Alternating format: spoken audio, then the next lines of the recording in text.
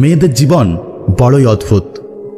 যেদিন ছোট্ট মেয়েটি জন্ম নিল, দলে দলে লোকের কাছে শুনতে হয়েছিল মেয়ে হয়েছে, কপাল পুড়ল এদের। সেদিন থেকে আলাদা করে দিল তাকে, জানিয়ে দিল তার সমাজে কোনো জায়গা নেই।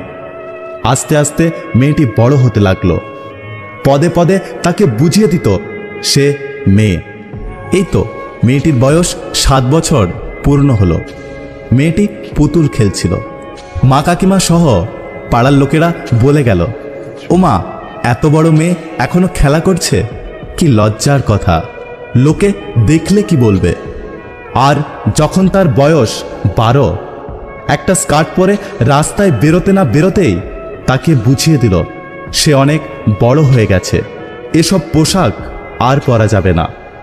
আবার যখন তার বয়স 14, প্রথম পিরিয়ড হলো, পেটের ব্যথায় ছটফট করছে। সবাই তাকে বুঝিয়ে দিল তাকে এই রকম যন্ত্রণা সহ্য করতে হবে, কারণ সে মেয়ে হয়ে জন্ম নিয়েছে। তারপর তাকে ঘরে বন্দি করে দিল আর বলল, আর না, অনেক হয়েছে, পাড়ায় পাড়ায় ধেই ধেই করে ঘোরা আর চলবে না। তাকে ওড়না দিয়ে ঢেকে দেওয়া হলো। তারপর যখন তার বয়স 16, তখন তার বিয়ে দেওয়া হলো। তখন সেই মেয়েটি জানতই না বিয়ে কি, সংসার কি। অথচ বিয়ের পর সমস্ত সংসারের দায়িত্ব তার উপর চাপিয়ে দিল। আর এর মধ্যে কিছু ভুল হয়ে গেলে শুনতে হতো নানা কথা, কখনো স্বামীর আদেশ, কখনো শ্বশুরবাড়ির লোকের আদেশ। মানতে মানতে সে নিজেকে খুঁজে পেল না।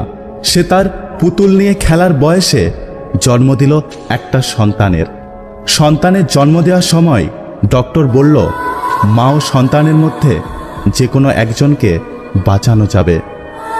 সেদিন তার স্বামী সহ শ্বশুরবাড়ির লোকজন কোনো কথা না ভেবেই একেবারে বলে দিল বাচ্চাকে বাঁচাতে, কারণ বাচ্চাটি তার ছেলের সন্তান ছিল।